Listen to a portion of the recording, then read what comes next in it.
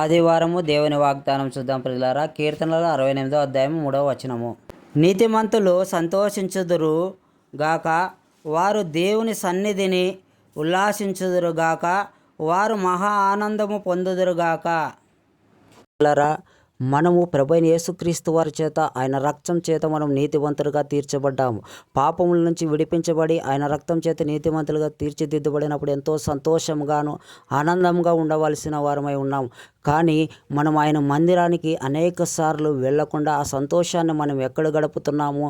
ఆదివారం దినమునే మనము వెళ్ళి స్నేహితులతోనూ ఫంక్షన్లోనూ అనేకమైన దేవుని కంటే ప్రాధాన్యతగా అక్కడే సంతోషిస్తున్నామా? అలాగుండకుండానట్లు దేవుని సన్నిధిలో ఆయన ఆవరణలో మనం ఆయన ఆనందం చేస్తూ సంతోషముతోను గొప్పగా స్తుతిగానాల చేతను ఆయన ఆరాధిస్తూ, ఆయన ఘనపరుస్తూ, ఆయన మహిమపరచాలి.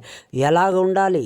మన మనసు పూర్తిగా చిన్నపిల్లవాళ్ళు ఏ కపటము లేకుండా సంతోషముతో ఆనందంగా ఆరాధిస్తారే, అలాంటి ఆరాధన చేసినప్పుడు దేవుని ఘనపరిచిన వారుగాను, దేవుని నిజముగా మహిమపరిచిన వారుగాను ఉంటాము. దేవుడి వాక్యం దీవించును గాక. ఆమెన్. చూసిన వారు ఖచ్చితంగా ఒక లైక్ చేయండి, కొత్త వారు చూస్తే సబ్స్క్రైబ్ చేయండి, ఒక 10 మందికైనా వాగ్దానం షేర్ చేయండి. దేవుడి దినమంతా మిమ్మల్ని కాచి కాపాడును గాక. ఆమెన్.